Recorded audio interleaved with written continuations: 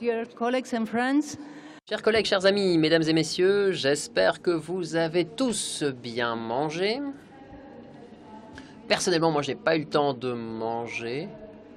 J'étais en train de promouvoir notre événement et de le défendre auprès des médias nationaux. Bref, comme nous l'avions décidé avant de partir déjeuner, nous allons maintenant demander à notre cher Lord Whitty de réagir à vos interventions, particulièrement celles qui concernent le Brexit. Lord Whitty, je vous en prie. Il y a quelques questions auxquelles j'ai l'impression que je dois répondre. Tout d'abord,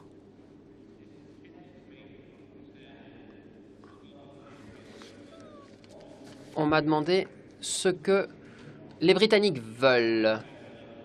Je n'ai pas réussi à parler de Boris Johnson pendant la pause déjeuner, mais bon, ici, il faut veiller à ce que la solution de frontière irlandaise ne soit pas une solution à perpétuité. Il faut trouver des manières de se mettre d'accord sur la solution nord-irlandaise. Si c'est Boris,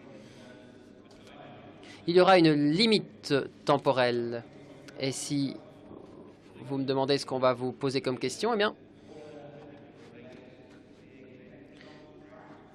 il s'agira de ne pas s'enferrer à perpétuité dans l'accord de sortie. Et je pense qu'il sera très politiquement difficile de faire avancer les choses ici en Irlande et au Royaume-Uni. On m'a demandé quel serait le calendrier pour faire tout cela dans le contexte actuel et pour vous donner une impression de continuité. Eh bien, je crois que le pire pour tenter d'atteindre un accord, ce serait de chercher à en avoir un en septembre et en octobre, parce qu'il y aura un nouveau gouvernement britannique et une nouvelle commission, nouveau parlement. Et si le nouveau Premier ministre a des difficultés à créer un gouvernement, eh bien, il y aura les conventions de parti à la fin du mois de septembre. Et donc, ce sera très, très difficile de permettre au Premier ministre d'obtenir un mandat d'ici la fin octobre. L'industrie britannique, européenne, irlandaise s'inquiète, mais il faudra sans doute quelques mois supplémentaires, voire même un peu plus. Et je demanderai l'indulgence de nos collègues. Il faudra accepter ce fait quand nous aurons un nouveau gouvernement. Pour les questions commerciales générales, il faut que les valeurs soient accompagnées de commerce, sinon on risque d'avoir des réactions anti-mondialisation, anti-libre-échange. Le populisme risque de surgir. Il faut un libre-échange qui génère de la valeur. Et j'espère que dans toutes vos approches sur le libre-échange, avec le Royaume-Uni et avec les autres partenaires dans le monde, j'espère que la création de valeur restera un objectif européen central. Merci. oui, thank you very much. Merci, nous vous remercions. Si vous avez des réactions, n'hésitez pas à en faire part de manière informelle à Lord Whitty, puisqu'il va participer à la journée avec nous. Et maintenant, je vous propose de passer à la session suivante, avec un thème complexe. Nous allons parler de l'éducation. Le titre en est « Le secteur de l'éducation européen est un facteur clé en vue de renforcer et de réorganiser le marché intérieur ». Nous avons une cyber-réalité numérique et nous n'en sommes pas tout à fait maîtres. Il y a une économie basée sur Internet qui ne connaît pas de frontières politiques. N'oublions pas les entreprises multinationales qui travaillent au travers des frontières, mais l'éducation garde ses frontières. Et le titre de notre session a l'air un peu instrumental. Comment fournir au marché des travailleurs adaptés. Mais ce n'est pas cela que nous voulons dire. Les défis de la révolution actuelle et les défis liés à l'intelligence artificielle sont bien plus importants et bien plus profonds que ce que nous ne pouvons croire et ce que nous pouvons percevoir.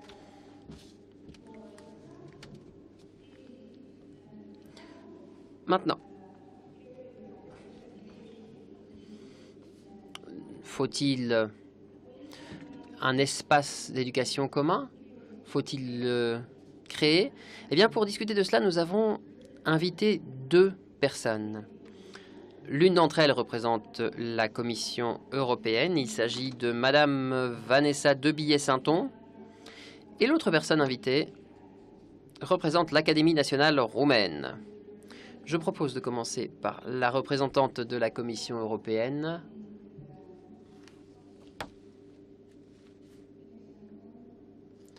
Madame Debillet-Sainton, je vous demanderai de vous exprimer de manière synthétique. Résumez-nous l'approche de la Commission en ce sens. Je vous en prie. Thank you very much. So imagine a European Union where Imaginez une Union européenne can move freely, où tout un chacun, jeune et moins jeune, peut se déplacer librement et bénéficier de la meilleure formation possible partout dans le continent.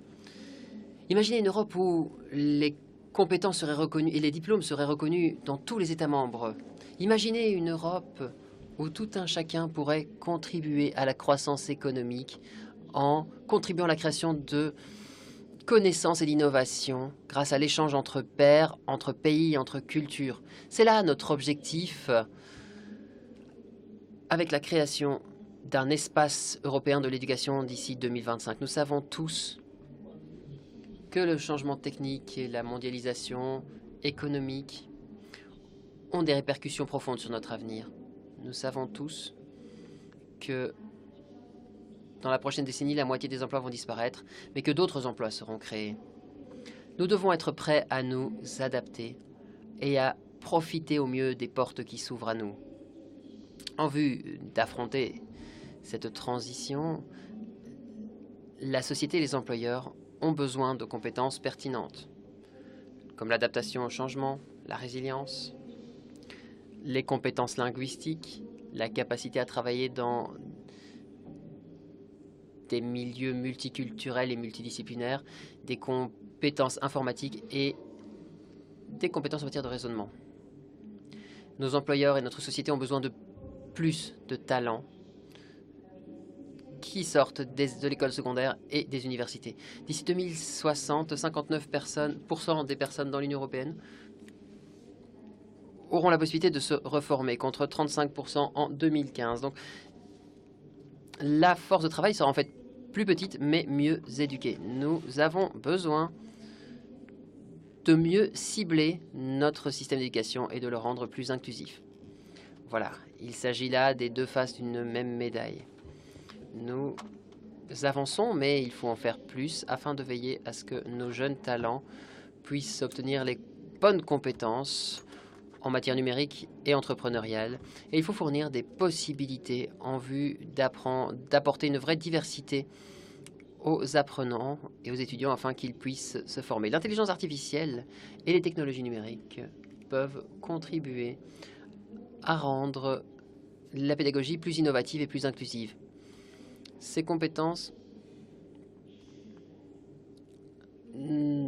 doivent être abordées à l'heure actuelle par le secteur de l'éducation. Nous avons besoin de plus de scientifiques, de plus d'ingénieurs, de plus de philosophes qui comprennent l'intelligence artificielle. Et nous devons veiller à ce que tous les citoyens puissent bénéficier de l'évolution technologique.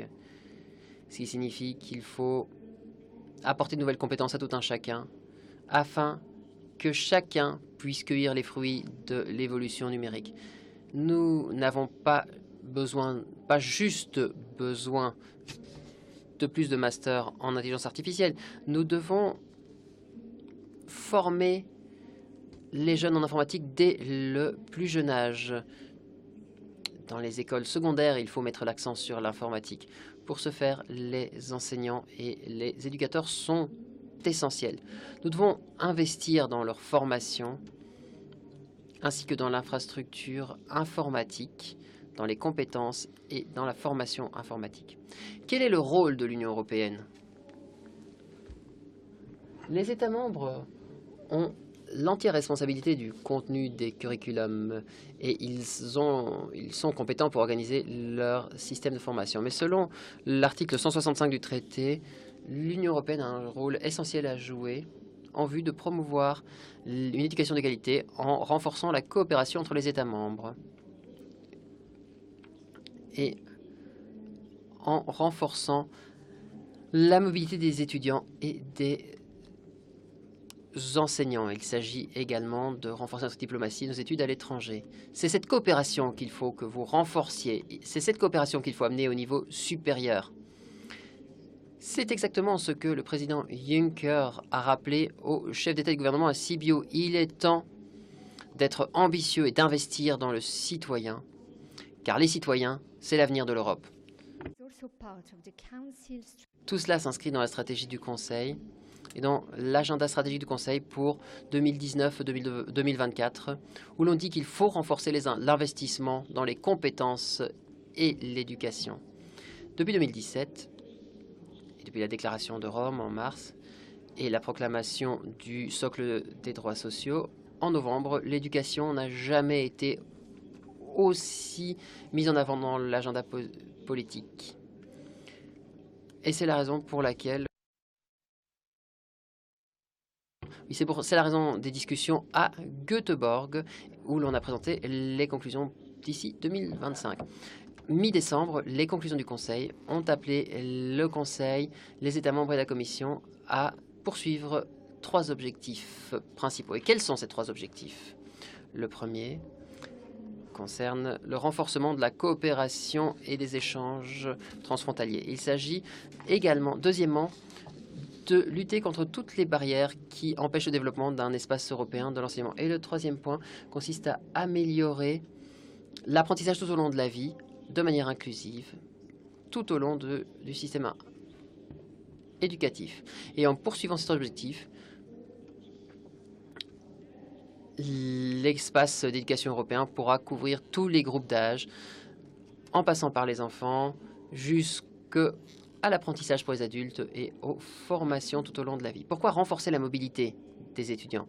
Eh bien, lorsque l'on regarde les besoins en matière de compétences, on se rend compte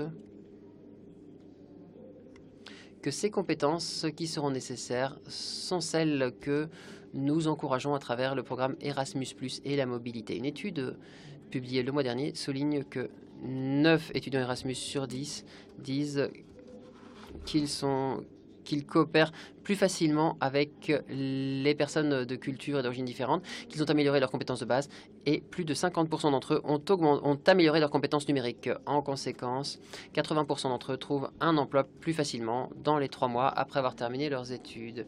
Et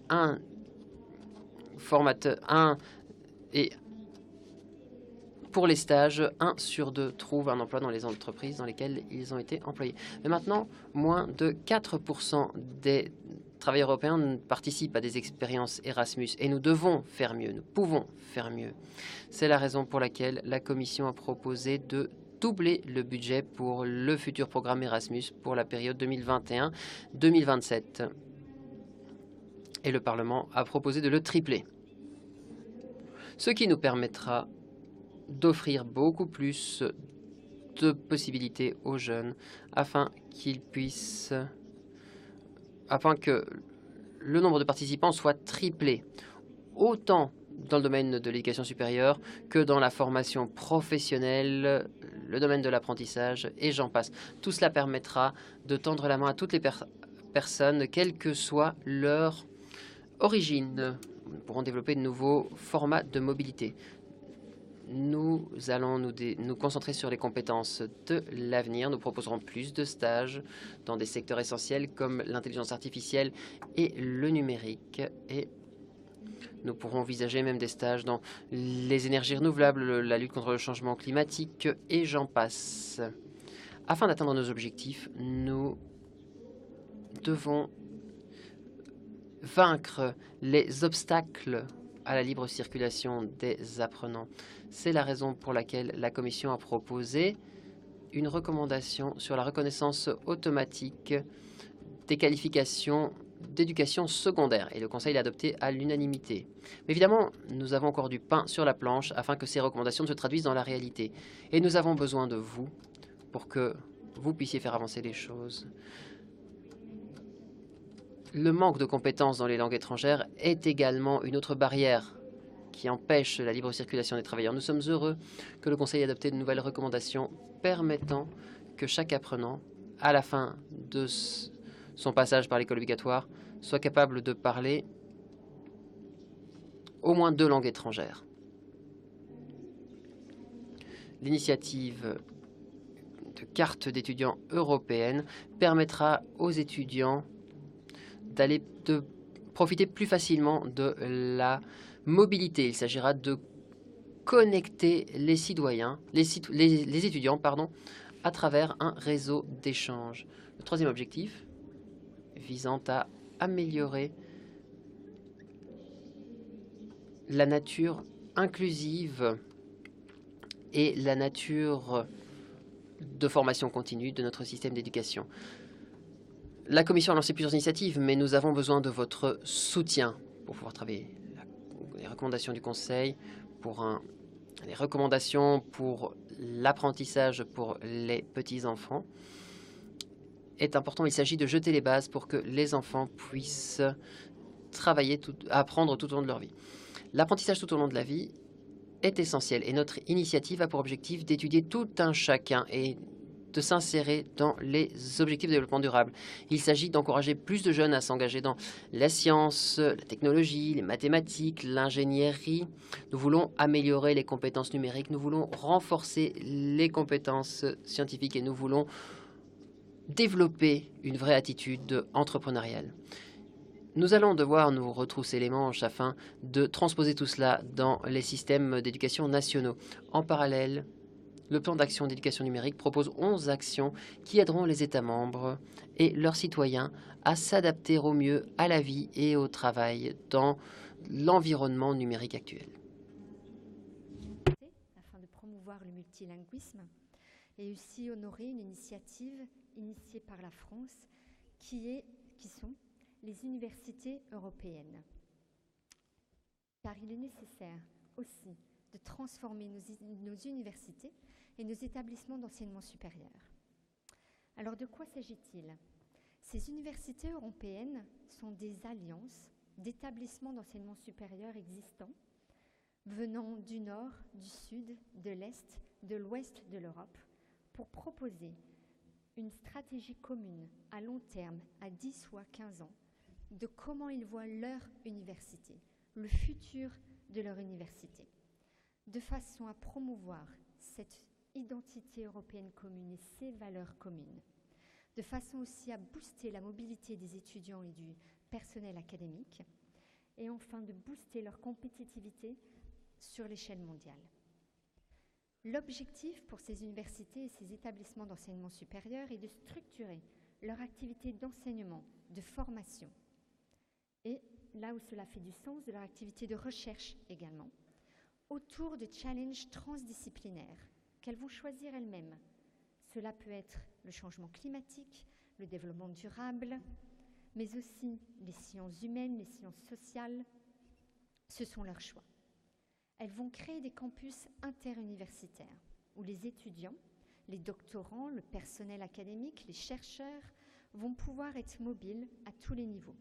Ils vont mettre ensemble leurs ressources humaines, infrastructures, leurs ressources de données, ensemble, de façon à pouvoir délivrer des programmes, des cours ou des modules communs, de façon à ce que chaque étudiant puisse choisir ce qu'il a envie d'apprendre, où il veut, quand il veut, et obtenir un diplôme européen qui sera reconnu parmi tous les États membres. Ces étudiants que l'on souhaite provenir d'origines très diverses, et où ils pourront combiner un programme avec ce qu'on appelle les microcrédits. Ces microcrédits qui vont prendre de plus en plus d'importance aussi pour reformer les personnes qui sont déjà sur le marché de l'emploi, mais qui veulent mettre à jour leurs connaissances. Et les universités vont avoir un rôle de plus en plus clé dans ce domaine également. Alors ce concept d'université européenne que nous avons co-développé ensemble avec les universités, les étudiants et les ministères des États membres a créé beaucoup d'enthousiasme. Nous avons reçu plus de 54 candidatures impliquant plus de 300 établissements d'enseignement supérieur à travers tous les États membres. Nous allons présenter la première sélection cette semaine, dans quelques jours. Mais nous voulons construire sur cet enthousiasme. Il n'y a pas de perdants, il n'y a que des gagnants et des futurs gagnants. Et nous allons continuer avec un prochain appel à candidature cet automne pour continuer à supporter les établissements d'enseignement supérieur à mettre en œuvre cette vision. Mais pour faire de cet espace européen de l'éducation une réalité d'ici 2025, pour renforcer le marché unique, nous avons besoin de rendre cette vision une réalité. Et pour ça, je suis très contente de participer à ce débat que nous aurons ensemble cet après-midi. Merci à tous. Thank you very much. Merci beaucoup.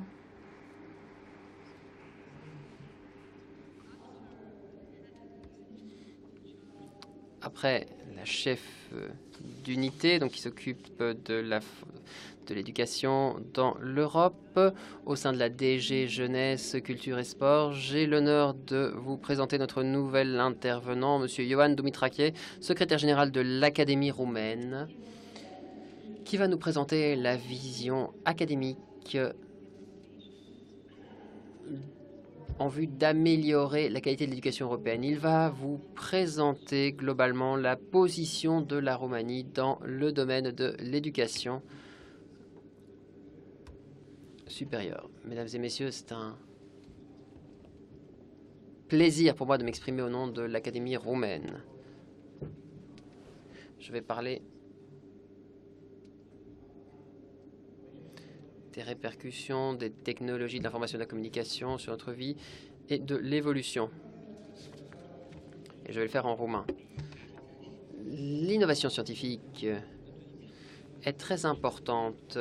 L'innovation est un facteur nous permettant d'avancer qui est nécessaire pour le bien-être des citoyens et il est plus important que jamais aujourd'hui d'impliquer l'économie dans nos travaux. Nous devons développer une économie basée sur la créativité. C'est là un paradigme, un changement de paradigme qui a lieu. Nous vivons dans un monde en perpétuel changement, un monde en perpétuelle accélération, un monde mondialisé, un monde interconnecté, très complexe.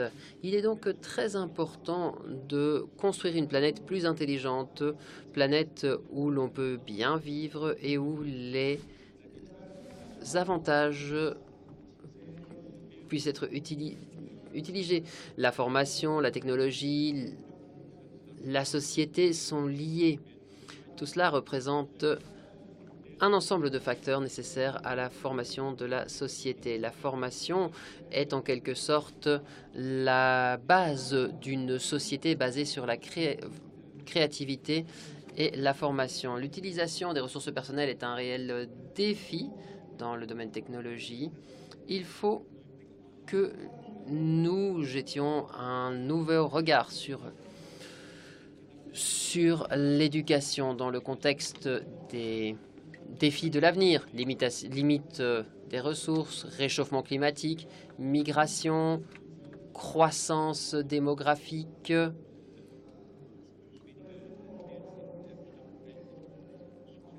manque de formation de certaines régions. Eh bien, nous devons développer une approche générale. Nous devons adopter un regard assez large. Nous avançons vers une nouvelle économie basée sur les entreprises. Notre société est extrêmement interconnectée par la technologie et les choses vont continuer à évoluer.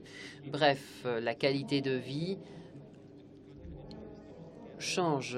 Nous assistons à une sorte de nouvelle révolution industrielle, que nous le veuillions ou non. Notre économie évolue, change très très rapidement. La question à se poser est la suivante. Sommes-nous prêts à relever les défis de l'avenir Sommes-nous prêts à relever les défis de l'évolution technologique, de l'intelligence artificielle? Pouvons-nous trouver des éléments positifs? Pouvons-nous stimuler la création de nouveaux produits, de nouveaux processus? Ce sont des questions auxquelles nous devons trouver des réponses. La numérisation change le comportement des consommateurs. Naturellement, la compétitivité est un critère très important dans notre société mondialisée, mais nous devons veiller à disposer des ressources matérielles et personnelles suffisantes. L'éducation joue un rôle très important. La mobilité du citoyen est un facteur essentiel. La formation doit être adaptée aux défis de notre siècle connecté. Nous devons développer un système de formation qui permette de répondre aux défis posés par nouvelles révolutions actuelles. La technologie va bousculer le monde du travail, va changer notre paysage professionnel. 45% des métiers actuels pourraient disparaître dans les prochaines années. Elles seront remplacées par de nouvelles spécialisations, par de nouveaux emplois qui accompagneront de nouvelles technologies. Nous risquons de voir les processus de plus en plus automatisés. Bref, les ressources économiques seront plus disponibles. Les compétences l'apprentissage des compétences est à la traîne, ce qui entraîne un taux de chômage très élevé. Donc nous devons réétudier tout notre système afin d'être en mesure de relever les futurs défis sans renier nos fondamentaux. Nous voulons créer une base sûre pour les travaux. La robotique cognitive, l'intelligence artificielle, ce sont des éléments qui vont créer de l'emploi. Ces domaines créeront plus d'emplois qu'ils n'en détruiront, mais les choses vont évoluer. Nous avons besoin de programmes de formation continue. Il faut des centres de formation continue pour l'adaptation de nos travailleurs. La télérobotique, le télétravail, l'automatisation du travail sont des thèmes qui devront être abordés. Ces évolutions auront de grandes influences sur l'évolution socio-économique de notre société. Maintenant, la question qui se pose est la suivante. Est-ce que l'Europe dispose d'un système d'enseignement suffisant pour répondre aux défis? Qu'en est-il de l'égalité des chances et dans quelle mesure pouvons-nous lutter contre le manque d'experts? Comment pouvons-nous nous adapter à la nouvelle société de demain qui sera basée sur la créativité? Nous avons un changement de paradigme dans l'enseignement, certes, mais le système de recherche doit être réadapté. Nous devons le repenser dans l'Union européenne. Il y a de grandes différences entre les différents États membres. Une Europe plus compétitive ne pourra s'en sortir dans le monde de demain que si tous les États sont à la hauteur dans le domaine de la recherche, de l'innovation et de la connaissance. Bref, tous les États membres doivent renforcer ces piliers en veillant à une coopération plus efficace, en misant sur le respect, l'égalité et la compréhension mutuelle. L'évaluation d'impact sur la mobilité doit être réétudiée. Je pense qu'il y a de grandes différences entre les États membres et qu'il y a une vraie fuite des cerveaux, un exode des talents dans certains États. Nous devons mieux préparer les populations aux nouveaux défis de la société de l'information et nous devons veiller à préparer tout un chacun à la société basée sur la connaissance. D'après les estimations, 40% des citoyens européens ne disposent pas de compétences numériques suivantes. Certains n'ont même aucune compétence numérique. C'est pourquoi nous avons besoin de programmes spécifiques en vue de renforcer ces compétences afin de pouvoir tenir la route. La mobilité des travailleurs est très importante. Évidemment, on ne sait pas quelles seraient les conséquences si cette mobilité n'existait pas. Mais il est important de la développer. Nous avons besoin de nouvelles compétences dans le domaine mathématique, par exemple. Il faut développer des programmes adaptés afin que le niveau de tout un chacun soit amélioré. Nous devons améliorer notre didactique, notre pédagogie, afin de pouvoir offrir à tout un chacun les compétences nécessaires à la société numérique.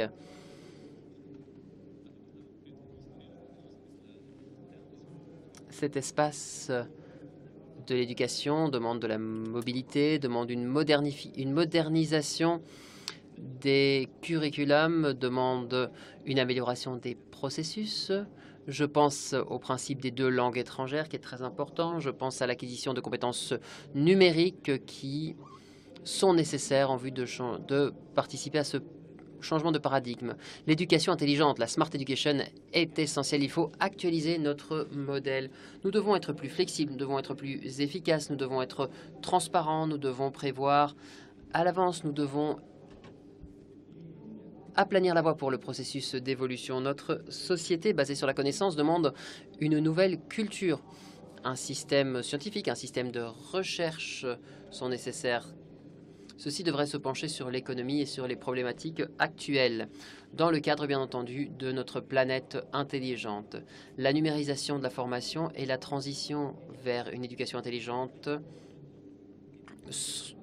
sont des projets qui doivent être soutenus pour assurer l'avenir de la société de demain. De nouveaux besoins se feront sentir et nous avons besoin d'un regard neuf sur le système d'enseignement. Il faut améliorer petit à petit nos compétences, certes, mais nous devons ouvrir la porte à la technologie et améliorer l'utilisation de la technologie. Si nous arrivons à mettre en œuvre correctement les technologies à travers l'automatisation et la robotique dans les différents domaines de la société, eh bien, nous pourrons assurer la prospérité de la population. Sans recherche, sans science, nous n'arriverons pas à avancer. Le potentiel de l'informatique doit être utilisé dans tous les sens du terme et dans tous les secteurs, autant dans le secteur de la formation, de l'enseignement que de l'économie. Et ce n'est pas un vœu pieux, non, non. Il s'agit là de ce que demande la société. La formation a toujours été proche de l'évolution technique et cela doit rester le cas. Le progrès sociétal est essentiel et les choses ne vont pas changer. Merci. We thank you very much. Nous vous remercions. Nous remarquons votre optimisme concernant la science, la technologie et le rôle de l'éducation. Et je me suis dit, à vous entendre, que juste après les élections européennes, nos amis tchèques ont organisé une grande conférence sur l'avenir de l'Union européenne. Et l'une des sessions de cette conférence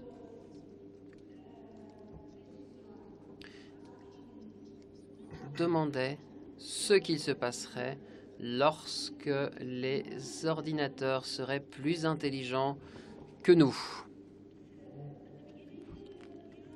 Au départ, la réponse est simple à trouver, mais jusqu'à présent, programmer les ordinateurs, c'était une activité humaine. Et peut-être qu'un jour, programmer les humains sera un job pour les ordinateurs. C'est ce qu'on a dit à cette séance. Mais l'avenir s'est déjà produit. Et nous devons être très prudents.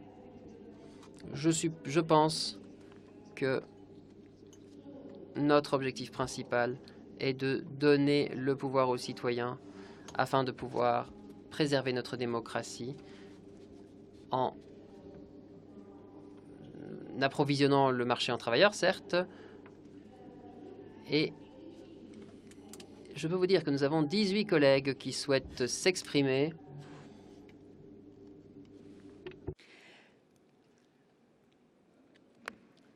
Two minutes and a half, we could manage. 2 minutes et demie, on devrait y arriver.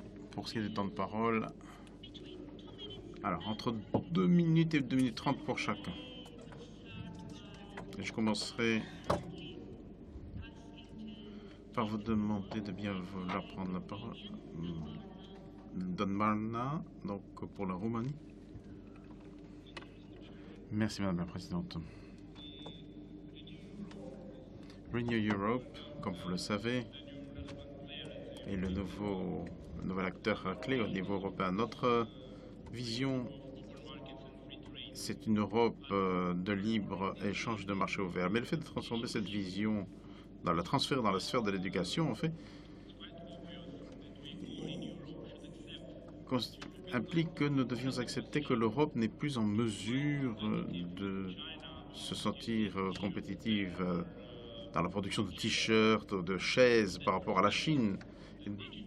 Donc, si nous prenons les choses de ce point de vue, le monde du numérique est devenu le monde le plus critique parce que c'est la seule porte de sortie pour nous. L'avenir sera numérique. La seule chance de rester dans la course, la compétitivité sur un marché mondial pour l'Europe, c'est d'investir largement dans la formation, l'éducation, mais pas uniquement dans la sphère de l'éducation théorique qui se porte bien. Il s'agit d'investir dans la formation professionnelle très adaptée au monde numérique, aux technologies du numérique. Parce qu'autrement, peu importe le nombre de charpentiers ou de professionnels qui sont formés, nous perdrons le combat dans la lutte économique. Donc notre approche, et je parle de Renew Europe et de mon parti ici, USR, en Roumanie, il est essentiel en fait pour l'Europe d'injecter pas mal de ressources dans l'investissement sur l'éducation sur le plan du numérique, parce que c'est là qu'est notre avenir. Les choses sont claires. Notre monde, c'est devenu l'Europe du numérique, en fait. Merci. Orateur suivant, que j'invite à prendre la parole, Domagoj Dukovic pour la Croatie. Merci, Madame la Présidente. Même si l'éducation relève de la compétence des États membres, je pense que c'est un domaine qui implique plus de coopération, de coordination. Il y a deux éléments cruciaux ici. D'abord, l'apprentissage tout au long de la vie et la formation des professeurs et enseignants. Il faut prendre en compte le fait que le marché du travail évolue beaucoup plus vite qu'auparavant. C'est quasiment de l'évolution en temps réel. Il faut prendre aussi en compte le vieillissement de la population. L'apprentissage tout au long de la vie est donc essentiel. Il faut mettre ce genre de formation à disposition de tous. Les actifs doivent pouvoir s'adapter aux conditions du marché. Et le fait d'acquérir des compétences de façon informelle doit pouvoir être certifié pour pouvoir s'adapter au marché du travail en évolution permanente et rapide. C'est lié à la notion de mobilité et à d'autres éléments déjà évoqués par nos orateurs principaux. Il y a aussi la formation des professeurs et formateurs. Un philosophe grec a dit par rapport à Athènes que si Athènes n'avait pas de bons tailleurs, les Athéniens seraient nus. Si nous n'avions pas de bons cordonniers, eh bien les Athéniens iraient pieds nus. Et si Athènes n'avait pas de bons professeurs, il n'y aurait pas d'Athènes du tout. Donc, c'est une chose que nous pouvons reprendre dans le cadre de notre réalité européenne. Si nous n'avons pas de bons professeurs, nous n'aurons pas l'Europe que nous appelons de nos voeux. Les programmes nationaux doivent se concentrer sur la formation de ceux qui transmettront la formation par la suite. J'ai été professeur dans mon passé, donc je parle d'expérience. Le système éducatif s'appuie sur des individus engagés, motivés et prêts à former. C'est un facteur qu'il ne faut pas négliger. Si nous voulons réaliser les objectifs ambitieux que nous sommes fixés, plus de mobilité, plus de coordination, ou plus d'homogénéité, à l'heure de préparer nos enfants au marché du travail de l'avenir, il ne faut pas oublier les enseignants et leur rôle. Lorsqu'ils seront prêts à réaliser cet objectif, eh bien, nous serons prêts aussi. Merci. Thank you very much. Merci beaucoup. Il faut changer la règle du jeu parce que beaucoup d'autres collègues viennent de s'enregistrer sur la liste des demandeurs de parole. Donc, on passe à 90 secondes chacun. 1 minute 30 pour le temps de parole. Surveillez vos montres. Orateur suivant, Monsieur Paulos pour le Portugal. Merci Madame la Présidente. Les institutions de l'UE bien souvent, proclame que l'éducation et la culture constituent les piliers essentiels de la construction inclusive et cohérente de l'Europe. Il s'agit de facteurs cruciaux pour la croissance économique, la création d'emplois et l'égalité sociale. Alors, il s'agit de déclarations belles, certes, mais au quotidien, ces belles déclarations doivent faire face aux exigences budgétaires qui limitent l'aptitude des États membres à apporter les réponses adaptées aux besoins dans le domaine de l'éducation et de la culture, ainsi que dans d'autres domaines liés au social comme la protection sociale, la santé ou le logement. Dans le cas du Portugal, nous constatons que les fonctions sociales de l'État ont été remises à cause des exigences de l'UE par rapport au déficit budgétaire et aux critères liés à la dette publique. À cause de ces exigences, l'investissement est parmi les plus bas que nous ayons jamais eu dans les 45 dernières années. Ceci a des conséquences dramatiques sur le fonctionnement de l'éducation publique. Ceci a conduit à sa dégradation. Au niveau culturel, le panorama n'est pas plus rose, avec des structures, des services culturels qui offrent, qui sont réduits comme peau de chagrin. Alors, on ne peut pas résoudre tout à coup de grandes déclarations comme celles que nous entendons au niveau des institutions. Alors, il faut établir une hiérarchie des priorités et il faut faire valoir les droits sociaux des citoyens européens, ce qui impliquerait au moins dans le cas du Portugal de rompre ces restrictions budgétaires qui ont été imposées par l'Union européenne. Merci beaucoup. Je passe à la Bulgarie. Iverina Vassilieva pour la Bulgarie. Merci, Madame la Présidente. L'éducation constitue l'un des moteurs du développement économique, l'une des bases de la nouvelle révolution industrielle. Ce sera donc l'éducation et les réalisations sur le plan des technologies de pointe. La Bulgarie considère que l'investissement dans l'éducation implique que l'on investisse dans notre avenir. Voilà pourquoi l'éducation doit constituer l'une des priorités de notre gouvernement en Bulgarie. Il faut trouver un juste équilibre entre modernisation et maintien des valeurs traditionnelles. Il faut faire en sorte que l'union de l'espace éducatif européen, cette vision tombe à point nommé. Si nous voulons donner corps à cette idée, il faut que nous soyons honnêtes. Il faut se baser sur la coopération entre États membres et sur un dialogue qui ratisse large. La reconnaissance mutuelle des diplômes et qualifications, les synergies des politiques européennes en matière d'éducation et de formation. Nous devons donc baser sur ces outils. Mais l'outil principal, c'est cet espace européen de l'éducation. Et dans cet espace, l'un des outils clés, c'est Erasmus+, avec la reconnaissance des diplômes d'enseignement supérieur du secondaire. Il faut insister sur une reconnaissance automatique des 10 diplômes. Les thèmes clés qu'il faudrait couvrir dans cet espace de l'éducation, ce sont les compétences numériques et la formation des formateurs. Merci. Thank you. Merci beaucoup. Nous passons à la Tchéquie, Andrzej Benešek. Merci beaucoup. Je serai concis. Je voudrais revenir sur les aspects matériels et les questions que vous avez posées en tant que présidence. Je me réjouis de voir que la présidence roumaine ait tant mis l'accent sur ce domaine. La compétitivité va de pair avec une éducation de haute qualité. Voilà pourquoi je pense qu'il est tout à fait pertinent pour nous d'évoquer ces questions aujourd'hui, et pas seulement aujourd'hui d'ailleurs. L'accroissement des compétences ou le transfert des compétences vers l'UE, vers les institutions de l'UE, pose problème selon moi, parce que l'éducation devrait relever en premier lieu des compétences nationales, dans le cadre d'une certaine diversité, qui est apportée par les systèmes éducatifs. Ceci peut être un avantage compétitif, ce qui ne veut pas dire que nous ne devrions pas nous inspirer de ce que font les autres États membres en termes de bonnes pratiques. Et c'est là, je crois, que les institutions peuvent jouer un rôle majeur en soutenant la coopération entre les États membres et les établissements d'éducation. L'UE ces établissements peuvent offrir des programmes qui se concentre, non, l'UE, pardon, peut offrir des programmes qui se concentrent sur le financement et la reconnaissance mutuelle des diplômes. Il s'agit de promouvoir la mutualisation des moyens.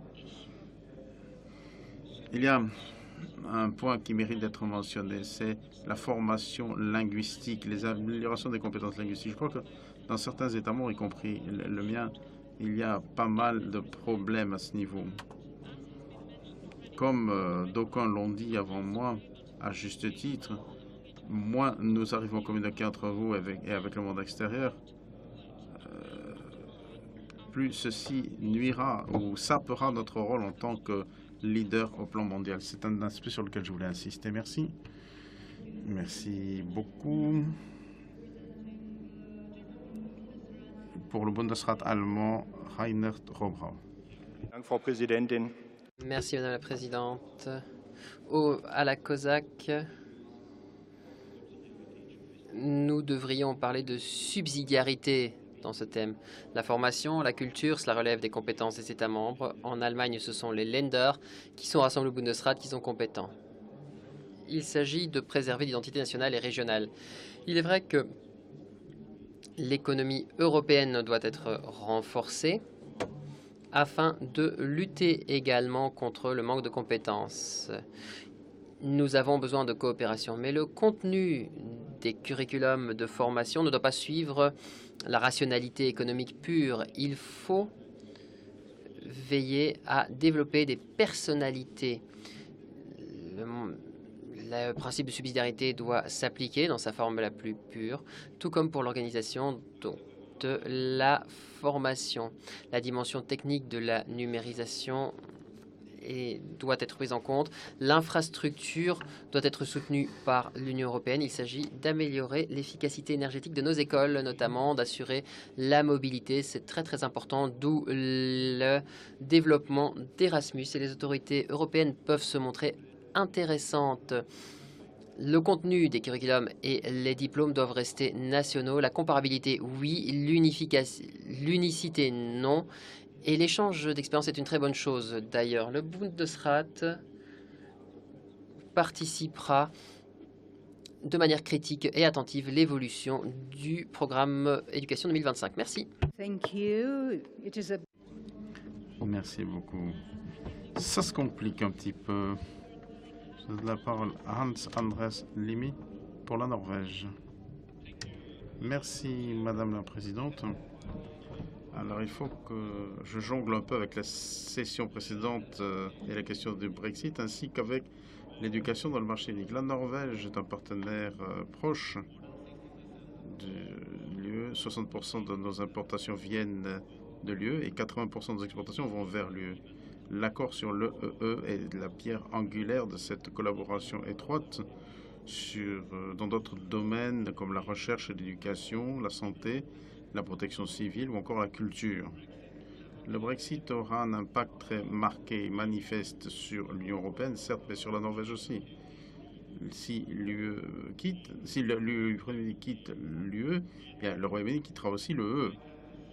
Et je peux vous assurer que le Brexit ne changera pas les relations de la Norvège avec l'UE et nous resterons tout à fait engagés dans le cadre de l'accord sur l'EEE.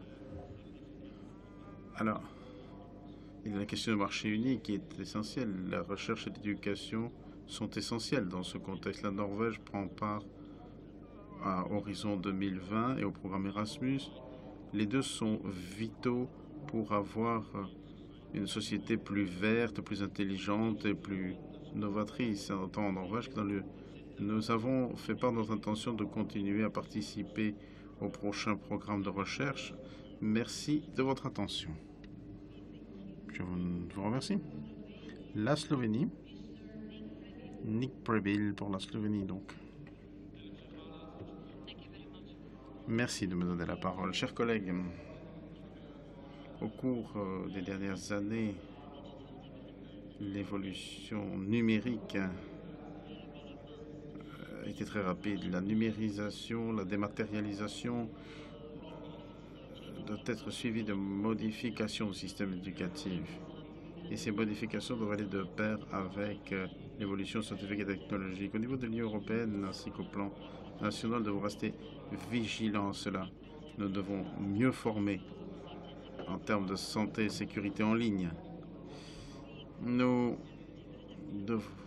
pourrions développer des systèmes d'éducation communs dans l'UE. Et je pense à titre personnel que les appels à la modification du système éducatif devront faire en sorte que les parlements nationaux donnent leur aval avec le soutien de l'UE. Nous devons nous assurer que nos jeunes sont informés et formés sur les institutions européennes aussi, pour que les gens soient rapprochés de ce système essentiel à la démocratisation de l'Europe. Le système éducatif slovène fait partie des meilleurs en Europe. Néanmoins, il faudra tout de même le moderniser et le réformer dans certains segments. Une grande partie de cela se fera en collaboration avec l'Union européenne, mais le gouvernement insiste pour faire valoir son point de vue. Et je suis peut-être l'un des plus jeunes représentants dans cette salle, et je me dois de dire que les jeunes constituent l'avenir de l'UE. Voilà pourquoi nous devons travailler dans l'intergénérationnel pour nous assurer que la jeune génération apporte la stabilité à l'Europe. Merci. Thank you very much. And now Merci. Je demande à Pia Kauma pour la Finlande de prendre la parole. Thank you, Madam Chair. Merci. La présidence finlandaise va commencer la semaine prochaine. Pour la jeune génération, l'éducation constitue l'un des éléments clés pour faire face aux problèmes à venir. Il s'est développé les possibilités de travailler et étudier dans des pays étrangers. Nous l'avons déjà fait dans le cadre d'Erasmus. Erasmus constitue un exemple parlant. Mais le problème, c'est que les diplômes universitaires obtenus dans un pays de l'UE ne sont pas forcément reconnus dans les autres États membres. Et il faut régler ce problème. Tous les jeunes doivent pouvoir accéder à une éducation de haute qualité, et pas uniquement au niveau fondamental, au niveau universitaire aussi. Le droit à l'éducation ne peut pas dépendre de la toile de fond économique ou sociale de la personne. Et ça ne peut pas dépendre non plus de l'âge, parce que pour des personnes plus âgées, la formation continue doit devenir un élément familier. Mesdames et messieurs, en français. La langue est essentielle pour comprendre d'autres cultures. Pour cela, savoir parler au moins une ou deux langues étrangères et en plus de la langue maternelle pourrait être un bon objectif pour l'avenir pour tout le monde. Néanmoins, il faut se rappeler que l'Union européenne ne possède pas de pouvoir législatif dans le cadre de la politique sociale ou éducative. Ce n'est que sur le niveau national que nous pouvons comprendre les besoins spécifiques de nos propres systèmes d'éducation. Pour finir, mesdames et messieurs, soyez les bienvenus en Finlande à partir du 1er juillet. Nous resterons à votre disposition, quel que soit votre intérêt et en particulier en ce qui concerne l'avenir du développement de la formation. Merci. Thank you very much. Merci à la présidence montante. Monsieur Didier Berbéran pour la Suisse. Merci beaucoup, Madame la Présidente. Je souhaitais brièvement aborder 2 points. Tout d'abord, le premier point, c'est la question de la formation professionnelle, notamment de l'apprentissage dual, qui est d'ailleurs un système qu'on connaît et qu'on partage avec l'Allemagne et l'Autriche. Ce système, je vous le rappelle, combine en quelque sorte formation en école et en entreprise. Et c'est pour nous un facteur essentiel dans le cadre de l'employabilité des jeunes dans notre pays, mais aussi dans d'autres pays. Ce système n'est bien entendu pas implémentable tel quel parce qu'il signifie qu'il faut des conditions cadres qui existent, notamment un partenariat social, un secteur formel fort et aussi une volonté politique de se partager la responsabilité de la formation entre l'État et les entreprises. Mais je crois que c'est vraiment gagnant-gagnant si on arrive à trouver des solutions dans ce domaine-là. C'est une expérience qui est très concluante dans nos pays, en Allemagne, en Autriche et en Suisse. Et ce système a été exporté dans quelques pays en développement et on voit qu'avec les essais pilotes qui ont lieu, c'est un succès pour l'employabilité des jeunes et je crois que c'est extrêmement important. Vous le savez, la Suisse va prochainement libérer un deuxième programme de 1,3 milliard de francs suisses pour la réduction des disparités économiques et sociales au sein de l'Union européenne. C'est la contribution à l'élargissement. Et il est tout à fait envisageable qu'un certain nombre de pays qui sont bénéficiaires de cette aide puissent collaborer avec la Suisse dans ce domaine. Je vous rappelle d'ailleurs qu'il y aura une conférence importante à Winterthur, dans le canton de Zurich, et la Roumanie est la bienvenue parce que la Roumanie fait partie des pays dans lesquels on peut travailler dans ce domaine-là. Donc merci beaucoup et j'espère que cette contribution vous permettra aussi de partir du principe, j'en ai terminé, qu'il n'y a pas que les études universitaires, elles sont extrêmement importantes, mais aussi la formation professionnelle qui est importante en Europe. Merci. Merci, merci bien. And now, a Swedish. Et maintenant, la position de la Suède. Markus Selin. Merci, Madame la Présidente.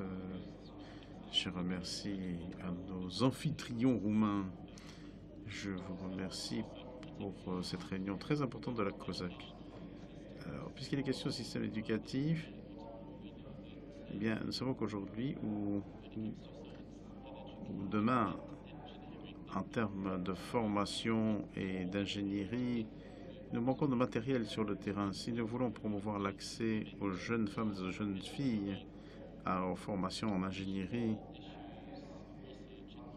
à la recherche ou à l'intelligence artificielle, nous manquons d'informations. Nous devons nous assurer que nous agissions pour améliorer les qualités hommes-femmes à ce niveau. Dans beaucoup de pays, nous sommes passés d'une société de l'industrie à une société de l'information conventionnelle. Et la normalisation et la numérisation présentent aussi des avantages. Plus de femmes doivent travailler dans les sciences et l'ingénierie. Si nous ne le faisons pas, nous raterons le coche dans certains domaines comme l'intelligence artificielle et la virtualisation. Ceci nuira à la compétitivité.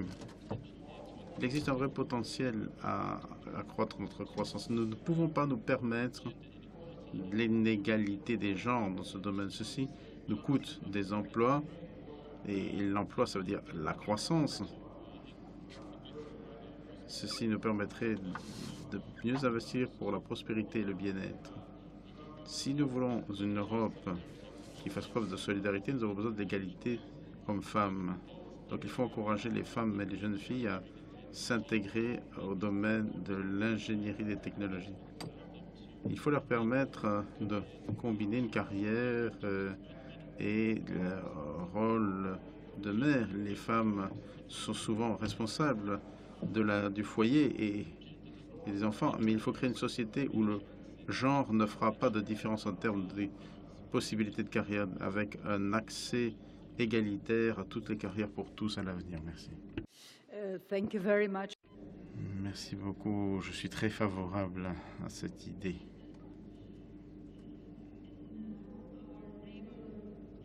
Notre voisin, la Hongrie.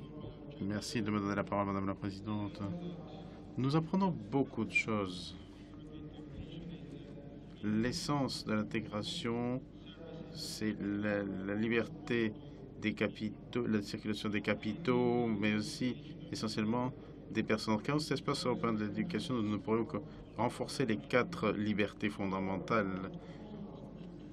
Mais nos propositions doivent respecter les compétences des États membres telles qu'établies par les traités.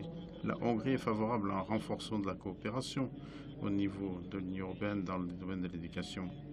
Et nous sommes d'accord pour étendre les programmes de mobilité en matière d'éducation en général. Il faut stimuler la mobilité des chercheurs, des étudiants, des professeurs, puisque ceci facilite la compréhension entre les peuples.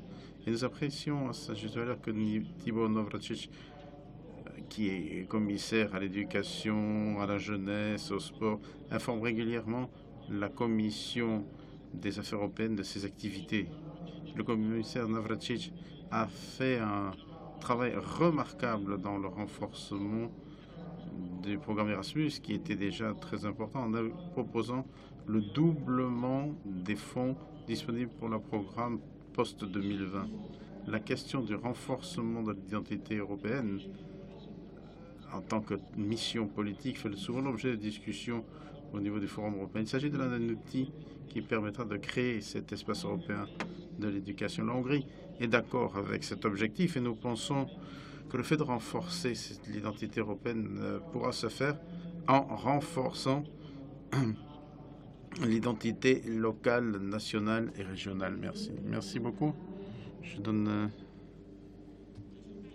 Donc, pour respecter le principe d'égalité des genres, je donne la parole à Alexandra Anström pour la Suède. Merci. Merci beaucoup, Madame la Présidente. Merci de toutes ces contributions intéressantes.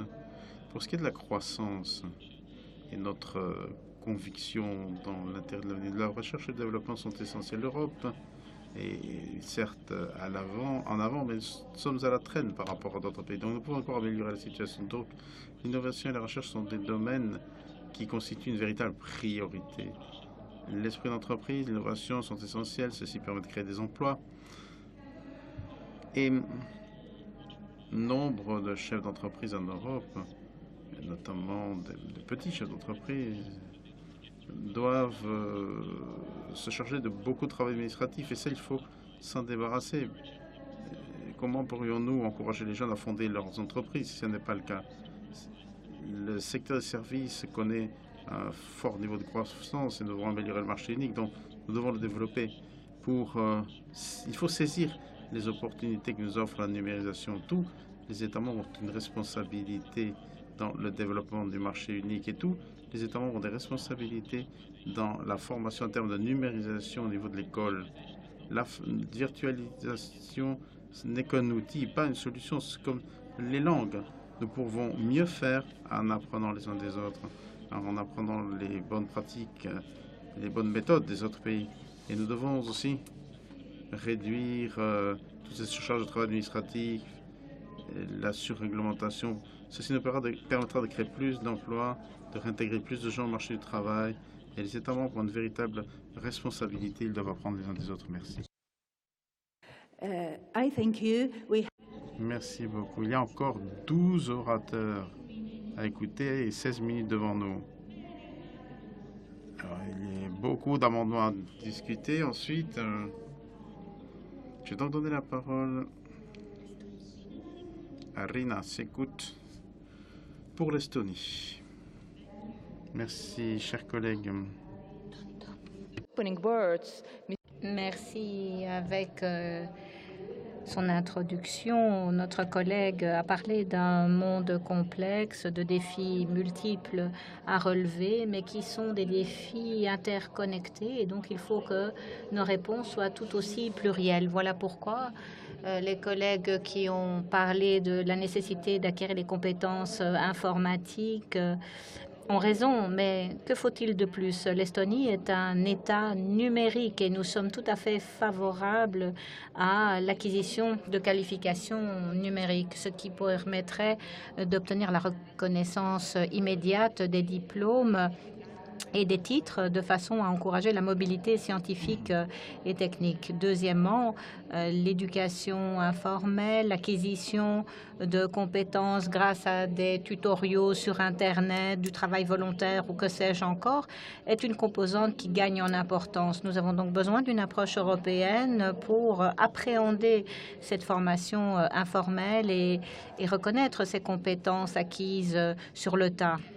Il faudrait que l'on puisse également tenir compte donc de cette éducation informelle. L'Estonie pense qu'au niveau national, outre l'offre d'une éducation de qualité et abordable, l'État devrait mettre davantage l'accent sur la coopération entre les différents niveaux et différentes formes d'enseignement de façon à permettre des parcours éducatifs qui permettraient également de pallier aux problèmes de décrochage scolaire. S'agissant de ce que nos parlements peuvent mettre en avant, il faudrait davantage anticiper les futurs besoins de qualification. Par exemple, notre Parlement est épaulé par un centre qui analyse les évolutions et passe en revue différents scénarios possibles, identifiant ainsi les points d'action nécessaires pour le monde politique.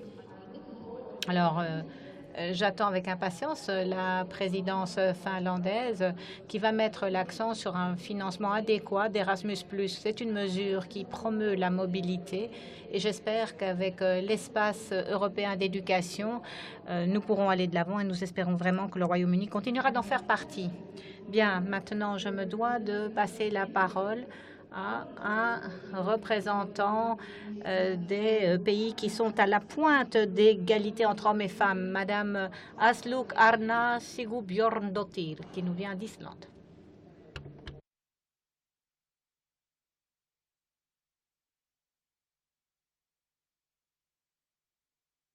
Micro pour l'intervenant. You don't have the floor. Vous n'avez pas la parole. Tant que vous n'appuyez pas sur le bouton du micro, on ne vous entend pas.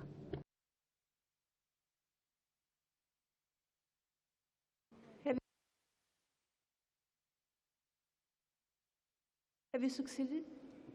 Est-ce que cela fonctionne? Peut-être que le micro est défectueux. Hello here. Voilà, vous m'entendez. Parfait. Merci. Merci d'avoir bien prononcé mon nom. C'était tout à fait adéquat et je voudrais remercier la présidence roumaine d'avoir organisé cette réunion. Je suis ravie de voir que l'éducation figure à l'ordre du jour. C'est la pierre angulaire de toutes nos communautés et c'est le passeport pour l'avenir. Et nous sommes tous confrontés à bon nombre de défis. La révolution numérique en fait partie et nous devons y faire face ensemble. Alors, l'émergence des nouvelles technologies, ce n'est pas un facteur nouveau dans notre histoire, mais nous devons voir comment faire face ensemble. Et notre responsabilité en tant que parlementaire est de mettre l'accent sur les compétences et de maintenir la diversité. Nous ne voulons pas un système éducatif qui soit un moule où tous les étudiants doivent se couler. Nous devons pouvoir préparer nos jeunes à des métiers dont nous n'avons aucune idée aujourd'hui. Et donc, dans le cadre du système éducatif, il faut également tenir compte du fait qu'il y a une mobilité, une libre circulation qui attend nos jeunes et qui iront chercher aussi des expériences et de l'éducation à l'étranger, ainsi que revenir avec de bonnes pratiques. Il nous faut également appuyer le corps enseignant et également leur donner les responsabilités professionnelles nécessaires pour qu'ils puissent croître, s'améliorer, se qualifier, notamment dans les nouvelles technologies. J'espère qu'avec notre discussion d'aujourd'hui, nous pourrons poursuivre ce dialogue en faveur d'une amélioration de nos systèmes éducatifs de demain. Merci. Je passe maintenant la parole à notre collègue slovène, M. Andrej Raj. Merci, Madame le Président.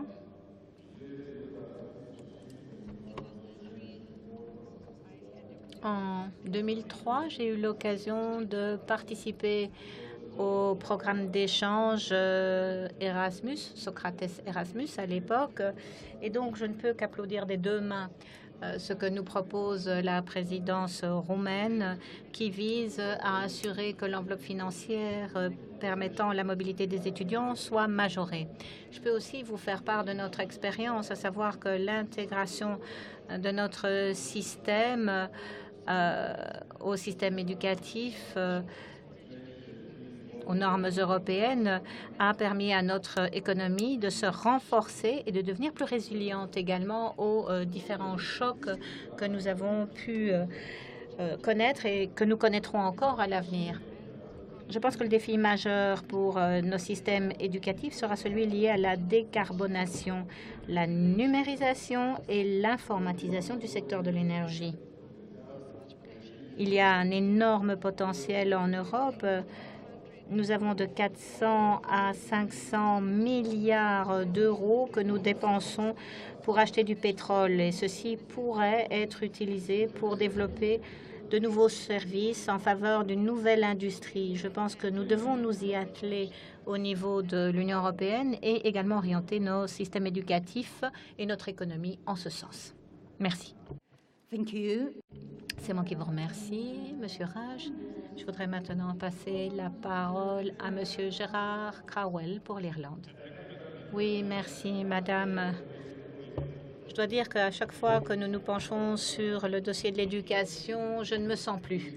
Mais je dois dire que les deux intervenants du panel étaient très, très stimulants. J'ai commencé ma carrière avec le code Morse et je l'ai presque terminé avec les systèmes informatiques et je ne me considère pas comme un dinosaure. Donc l'apprentissage tout au long de la vie, c'est une réalité. Il faut des programmes pour les apprentis et il faut que cet enseignement soit offert au niveau de l'enseignement du 3e niveau, que les enseignants, les formateurs puissent également apprendre dans le pays où ils ont l'intention d'enseigner, de façon à également apprendre la langue du pays où ils se trouvent.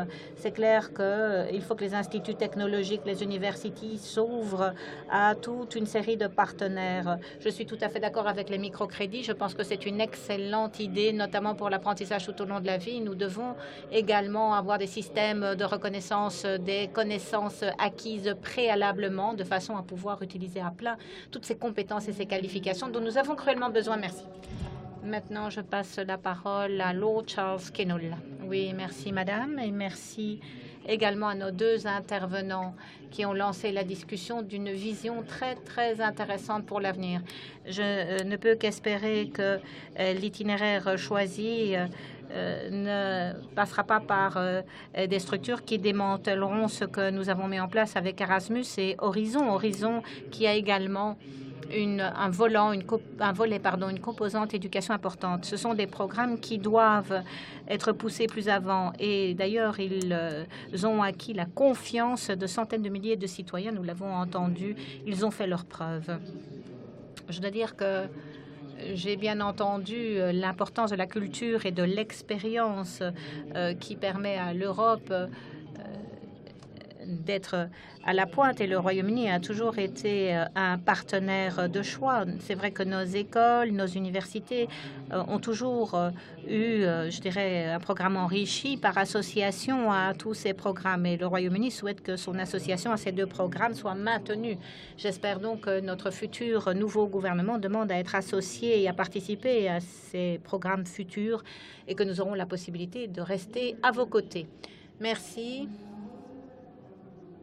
Je voudrais maintenant passer la parole à un représentant d'un pays candidat, la Turquie, M. Ergun Tashi.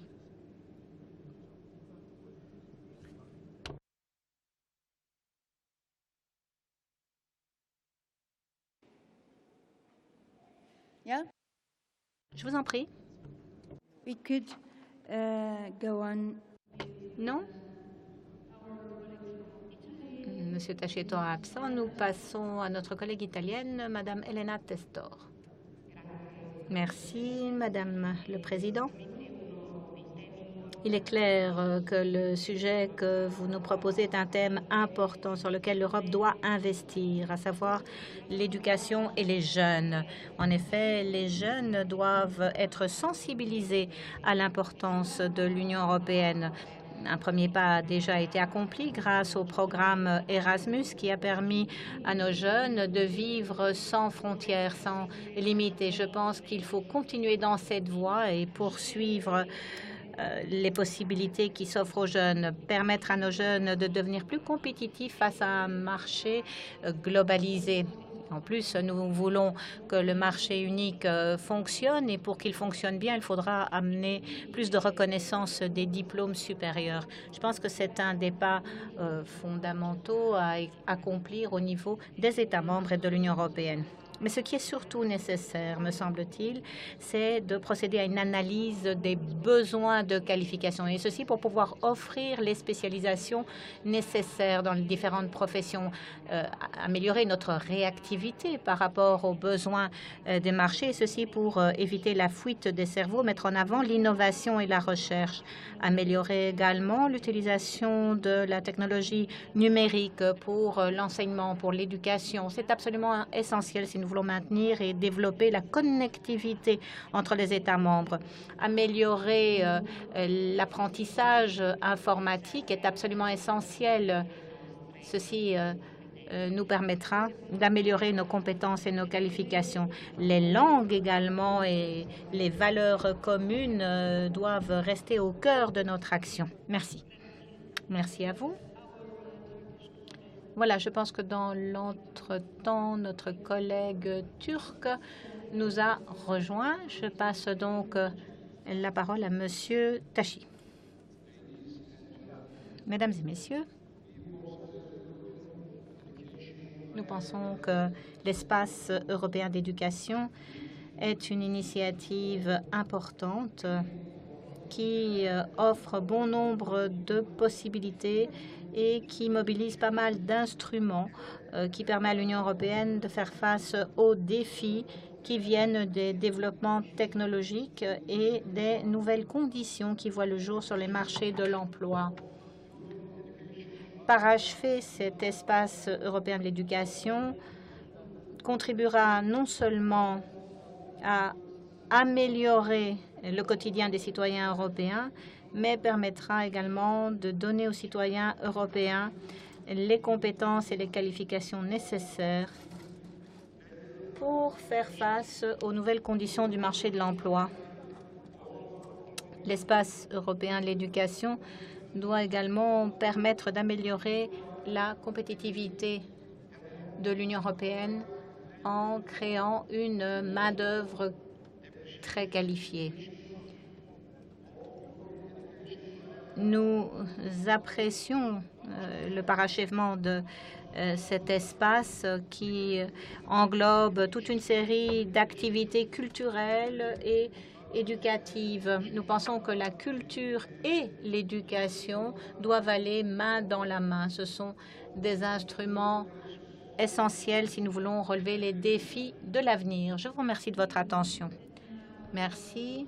Je passe maintenant la parole à notre collègue estonien. Et désolé si je prononce mal votre nom, Monsieur Tarmo Kruusimäe.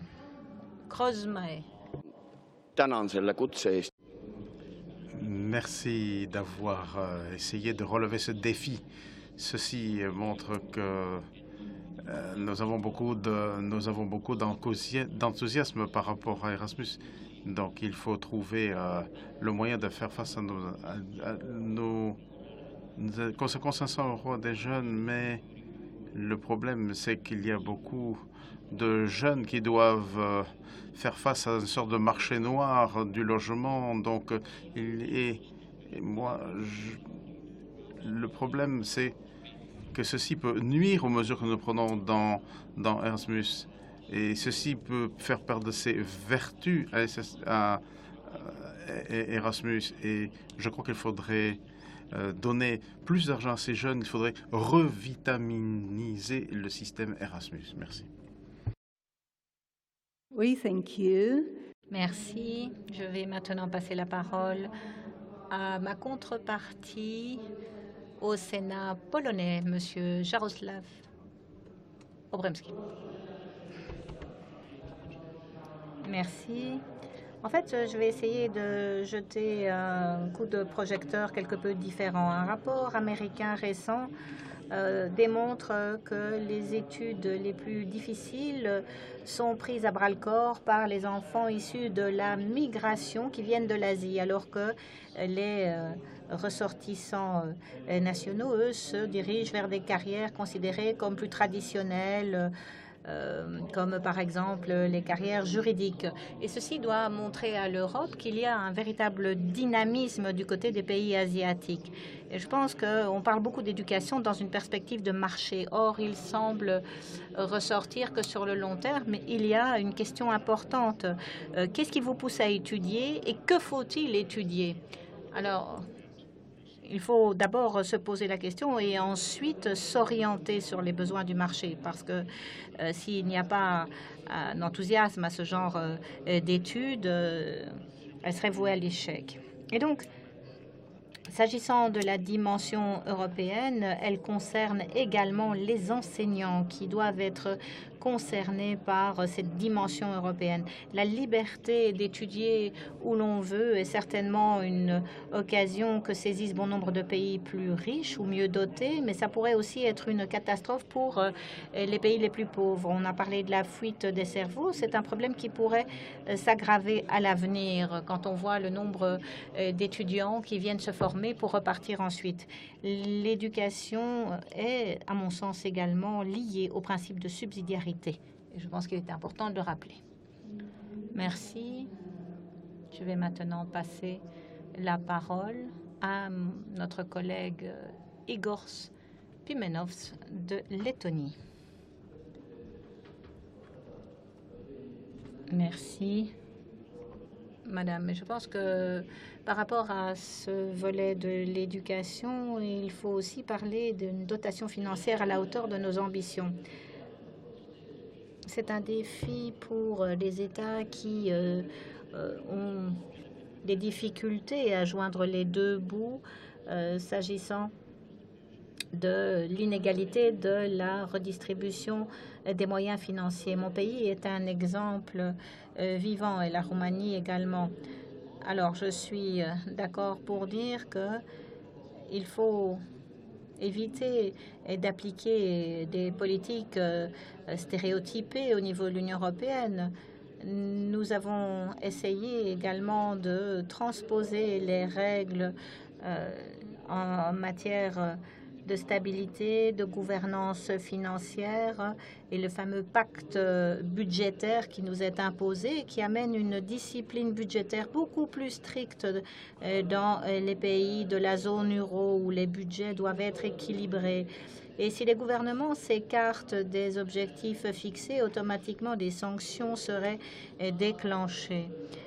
Clairement, les possibilités démocratiques dans ces pays et au niveau de nos parlements sont telles que la mise en place de ces pactes budgétaires au niveau de notre législation vont devoir nous amener à reposer certains des critères, parce que sinon c'est la voie ouverte à la catastrophe.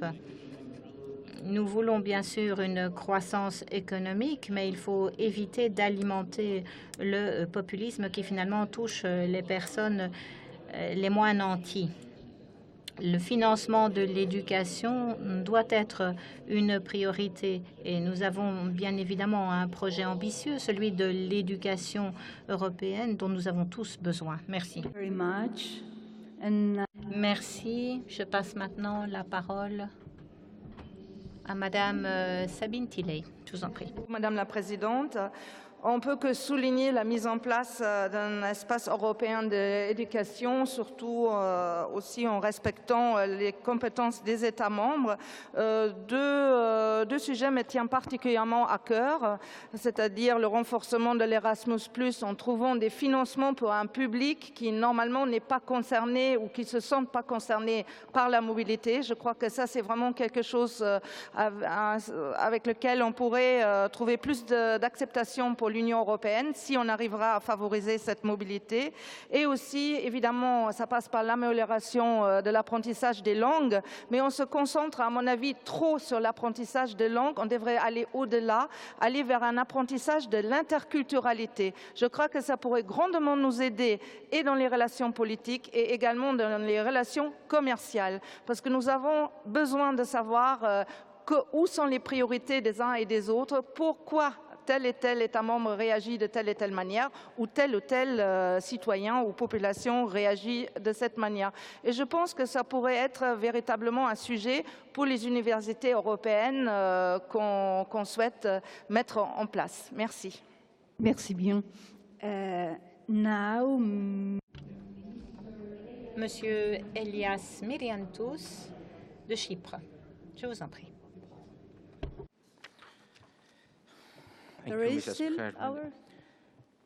Αγαπητοί συνάδελφοι, η ανάγκη. Chers collègues,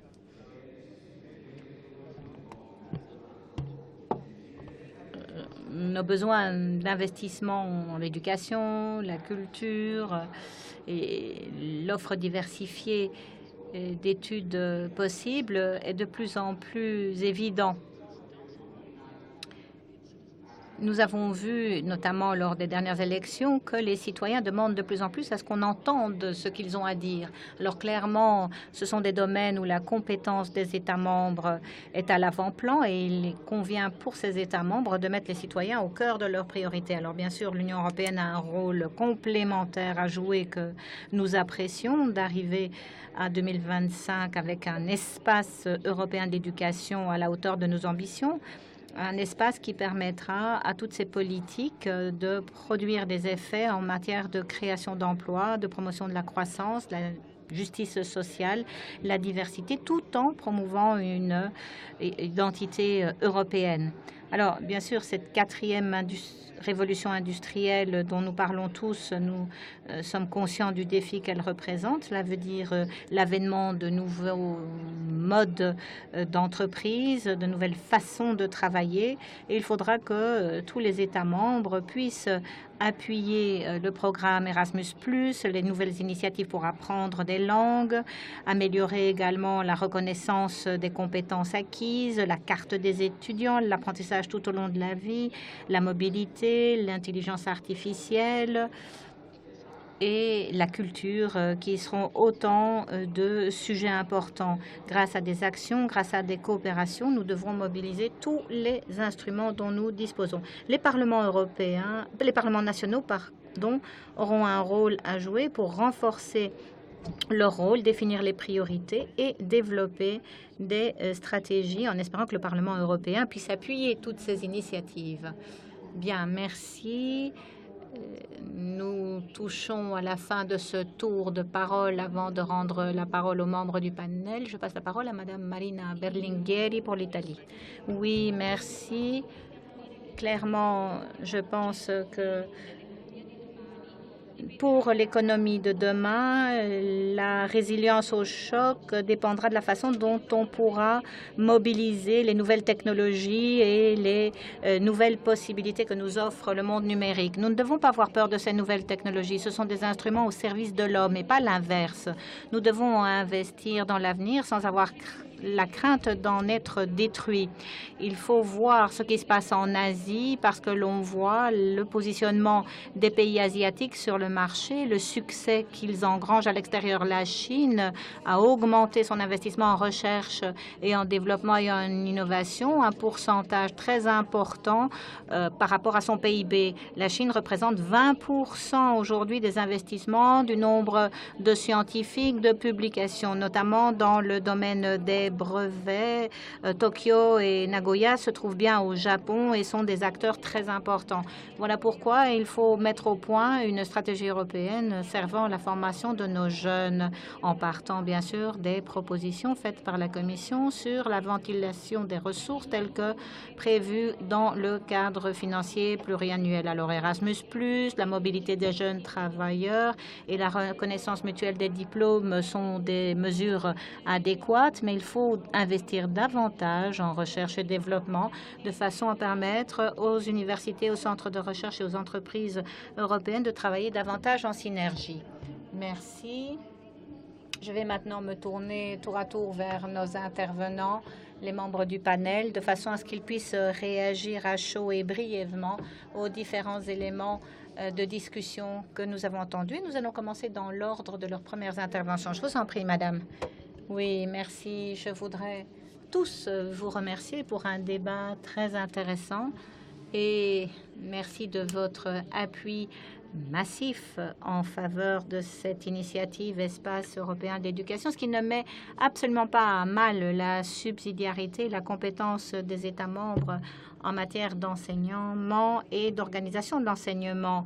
Je vous rassure, ce que nous voulons, c'est pouvoir donner cœur à cet article 165 du traité. Comme plusieurs États membres l'ont dit pendant le débat, notre rôle est vraiment de promouvoir la coopération entre les États membres et d'organiser la mutualisation des instruments. C'est bien là le but et l'objet de cet espace d'éducation au niveau européen. Alors, l'investissement, vous l'avez dit, est essentiel. Voilà pourquoi nous sommes ravis qu'il y ait un conseil jumbo le 8 novembre sous présidence finlandaise qui réunira les ministres de l'Éducation et les ministres des Finances. Il faut en effet pouvoir obtenir des résultats concrets sur ces agendas et pour y arriver, il nous faut des investissements concrets et toute aide en la matière sera la bienvenue. Alors, pour répondre peut-être à certains des points qui ont été évoqués, nous travaillons sur la mobilité accrue en améliorant l'appui linguistique et en essayant également de de mettre en avant la richesse culturelle des différents pays. Je pense que nos initiatives peuvent vous aider. Alors pour le logement des étudiants dont parlait l'Estonie, c'est vrai que le logement que l'on propose aux étudiants peut poser problème, mais pas uniquement pour les étudiants venus de l'étranger, également pour les étudiants dans leur propre pays. Nous en avons discuté ici à Bucarest et il faudra que de notre côté, nous puissions mettre à disposition des moyens supplémentaires, notamment en mobilisant InvestEU, qui est un autre instrument qui devra permettre d'améliorer la situation pour les pays, les villes, les régions qui souhaitent améliorer la situation de l'offre de logement. Et enfin, je suis également d'accord sur les besoins de formation des enseignants, attirer davantage les jeunes filles dans les carrières scientifiques, technologiques, d'ingénierie et de mathématiques, les matières STEM. Voilà pourquoi nous voulons pouvoir mettre ensemble plusieurs carrières scientifiques et proposer cet éventail de façon à attirer davantage d'étudiants et d'étudiantes. Je vous remercie donc de vos interventions et de votre appui. Merci. Je me tourne maintenant vers l'autre membre du panel, professeur Dumitrash. Merci à vous tous de vos interventions. Je pense qu'il était important de garder à l'esprit que les TIC, les technologies de l'information et de la communication, joueront un rôle essentiel pour nos sociétés de demain. Je pense que les futures générations travailleront principalement dans ce cadre, le cadre d'une économie et d'une société qui sera passée au numérique. Et de façon à pouvoir travailler ensemble, de façon à pouvoir coopérer, de façon à pouvoir apprendre les uns et les autres de ce que sont les possibilités qu'offrent ces économies numériques et de permettre que la prochaine révolution industrielle soit couronnée de succès. Je pense que ce qui est important, c'est que tous les citoyens européens puissent se préparer à mettre en œuvre ce nouveau concept et qu'ils puissent appréhender l'intelligence artificielle, la robotique cognitive et d'autres technologies de pointe. Je pense que nous sommes prêts à concrétiser ces différents concepts dans toutes nos activités. Je vous remercie. Merci beaucoup pour ces présentations. Merci pour ces réactions, chers intervenants. Merci à tous pour vos contributions, même si je représente un pays qui a perdu 20% de sa population active, principalement, surtout en ce qui concerne les personnes hautement qualifiées. Eh bien, je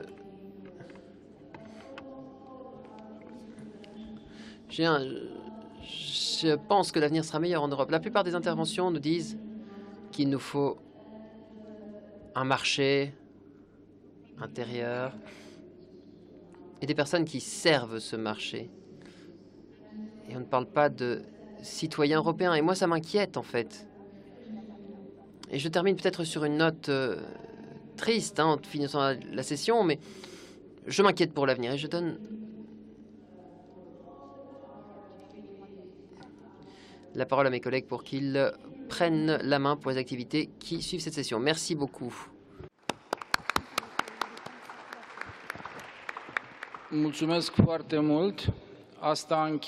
Merci beaucoup.